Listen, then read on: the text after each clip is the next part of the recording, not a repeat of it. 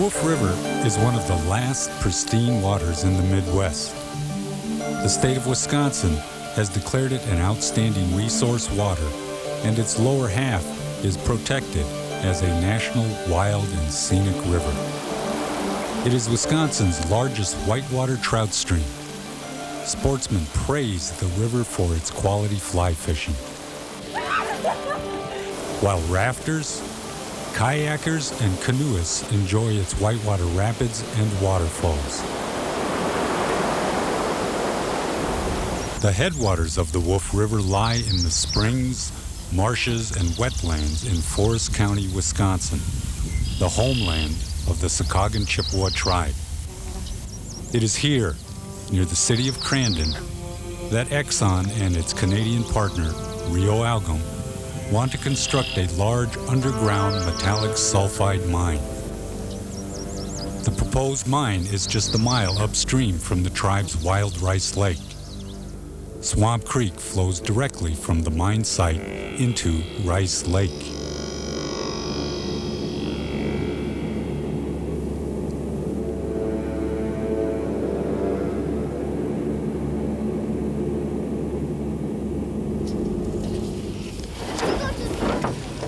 Especially our wild rice.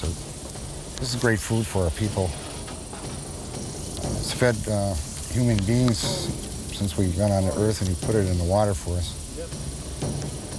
Our people came here because of the rice. It was part of our creation story. We were told in our prophecies way, way back that on our migration from the East Coast here to the Great Lakes area that we would keep our journey and keep going on our travel till we got to an area where the food grew on the water. Rice is one of our sacred foods that we use in our ceremonies. It's one of the 4 sacred foods.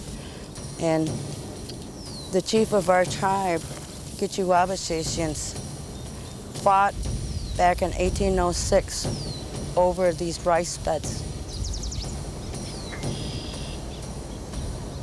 To me, I thought about that, and with using the wild rice for all of our ceremonies and everything that we do in our Indian way of life, it bothered me to know that these people they don't care about us. They don't care if we live or die. All they want is that copper and zinc over there. That's basically where the site of the proposed copper mine by Exxon will be located. The wild rice beds have been watched over and protected by the native people for centuries, for thousands of years, not only as a traditional food, but as a spiritual gift from the Creator. That's how the Anishinaabe look at it. And the copper mine, if they have their way, and I'm convinced they're not going to have their way, if they're allowed to proceed, their contamination, their poison will flow into the lake and kill the rice. And what the people in the Crandon area that are the non-Indian people, what the non-Indian people don't realize is that if that rice is destroyed and that water is polluted, they will die too, along with the Indian people.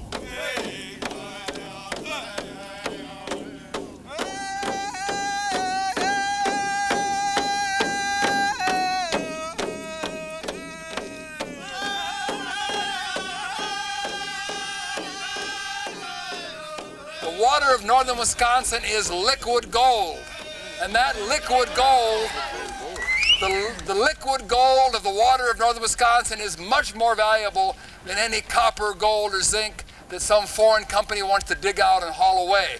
It's the liquid gold we have to fight for. This isn't an Indian issue, nor is it a white issue. It's everybody's issue. Everybody has to take care of that water. That water is the second largest spirit in the world, and the women are the ones that are the keepers of that water. I asked all women to stand up and support that and realize that if it wasn't for the water, none of us would be here, because when we first started out in life, we were born in your mother's womb in that water. And every day of our life, and I'll bet you everybody here turned on that water today to do something with it. And that's what they're trying to, that's what they're going to pollute. That's what they're going to destroy. All of the water. My wild rice beds at home, if it drops down 3 feet, I'm not going to have no more wild rice. I'm not going to have no venison, deer meat. I'm not going to have any berries. All of that is important to my way of life, all Anishinaabem's way of life. And to me, that they're taking away and they're going to destroy our way of life.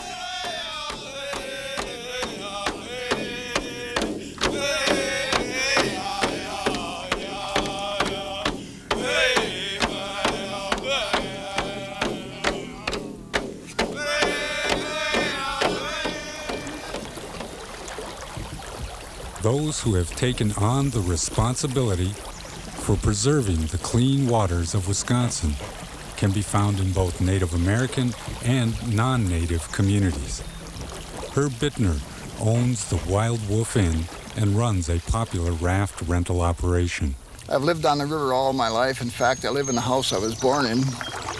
And I grew up fishing the river from 1938 on. And I've been involved in the Wolf River Conservation Club since 1933. That was organized. And after my 66th birthday, I still feel very obligated to stay involved because the river is still wild and clean. There are no sewer pipes to it, and we have to keep it that way. We've fought many battles, and we can't afford to lose any of them. The Wolf River Special, the DNR has invested over $6.5 million in shoreline acquisition to keep it wild and clean. It just isn't sensible to preserve the shoreline and allow any discharge of polluted water into the main stream. Exxon's original plan called for dumping treated mine wastewater into Swamp Creek, a tributary of the Wolf River. Jerry Goodrich, the past president of Exxon's Crandon Mining Company, said, "If we can't protect the wolf, there'll be no Crandon mine." The mining industry across the United States has written its own history as the most environmentally destructive industry that we have. And this being high sulfide rock mining, where that has occurred, when the sulfur in the tailings is subjected to air and water, it readily transforms into sulfuric acid and liquefies the heavy metals, the leads, the mercuries and all those, and it flows undetected in with the water into the rivers, and it's very detrimental to the aquatic life of the stream. Out west where this has occurred, some rivers have been killed up to 100 miles downstream. There is this acid mine drainage getting into the groundwater, and at taxpayers' expense, there's 52 abandoned mine sites now on the Superfund cleanup list. After the mining companies made their millions and left, now the taxpayers have to attempt to clean up the damage they've done to the environment, and it's very difficult to do. The Wolf River flows through the Menominee Indian Reservation and is the lifeblood of the Menominee people.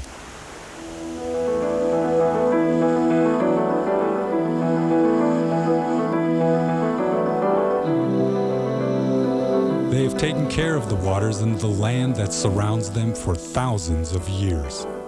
Their sustained yield forestry management program has received international recognition. My name is Louis Hapatas. Louis Hapatas is a Menominee tribal judge and a leader in the opposition to Exxon's proposed mine. What's going on? He spoke at a rally at the state capitol. This is where it all starts, right here. These are the people that's going to allow two multinational corporations to try and devastate our environment. There is no safe mine. Don't anybody let these people talk you into it. No matter what it's going to take, we're in full opposition to what these people are trying to do. Us people that have to take time off from our responsibilities of the tribe are very serious about this. These people came into our environment. We did not invite them in, and we don't want them here. A certain few are going to benefit from this. We aren't. We don't want to benefit because they're raping our mother, the earth. They know it. There is no safe mine. And we're going to see that this mine does not even start. We're going to use all the resources that we have available. We're going to network with everybody in the state that believes what we say as Native people. There is no safe mine. No safe mine! No safe mine! No safe mine! This network of Indians, grassroots citizens, and sportsmen includes activists like Sonny Rozecki, who lives just downstream from the mine at Rolling Stone Lake. Sonny spoke at the same rally. The other day they came through with a steady for a noise steady we've been asking. We've been asking for a steady to be a 1 year simulated to the actual sound. They come back to us and say, the noise from that mine will be the same as it is in your bedroom. Boy, they live in a hell of a bedroom, I'll tell you that. Like many of his neighbors, Sonny's opposition to Exxon goes back to the mid-1970s when the company first proposed, then withdrew its project application as the opposition mushroomed. Sonny is the chair of the Environmental Impact Committee for the Rolling Stone Lake District. Our involvement, we started right out of the bars, the local businesses, and that's about the only place you have a place to put your media stuff and newsletters. We first wrote a newsletter to all the people in the Rolling Stone Lake District.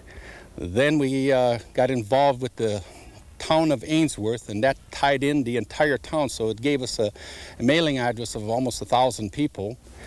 Our town and the Lake District, their concerns are the drawdown of the waters and also the acid mine drainage that could come from not only the tailing ponds, but also from the mine workings area, being that the mine workings area is only about 700 feet from Little Sand Lake, and Rolling Stone Lake receives majority of its water from that lake. It doesn't take a genius to know that water runs downhill. You take a look at their Exxon's cross sections of where they're proposing the tailings. There's a down gradient right into Hemlock Creek, and it's coarse outwash. That's like the underground rivers under our soil here. And it's running downhill into the tailing ponds. And this site that they're claiming, that's the best site out of 42 locations they looked at. Well, we find that really utterly ridiculous, that you can find a site out of 42 places that are that close to impacting a complete basin with those kind of problems in there. Northern Wisconsin has to look at this very carefully because it could mean the devastation of much of northern Wisconsin and the very things that attract the tourism to it. The tourism industry being one of the largest industries in Wisconsin. One of the things that we find at our meetings, including our town board meeting, we find no one in our community that's supporting this mine at all. In fact, we're damn scared of it. And how can this process keep going forward when you've got the local government, the people that live there, that pay the taxes, that have to be with this thing for the rest of their lives and their grandchildren's lives? How can this process be moving forward when no one around there wants it? You find in Crandon, most of the people don't want it. Forest County doesn't want it. Langlade County doesn't want it. Town of Ainsworth doesn't want it. So who's moving this whole damn thing forward? Why is it moving forward? Some of the reasons that we're here at Wisconsin Manufacturers and Commerce, not many people have heard about this institution. This is Wisconsin's shadow government. This is where the decisions are made, not in that building, but unfortunately in this building right here. Yeah. A lot of the mining equipment, the mining machinery made in the United States is made in southeastern Wisconsin by companies like P&H Harnischfeger. They feel if there's mining in Wisconsin, they're guaranteed the contracts for that mining. As the mining industry eyed over at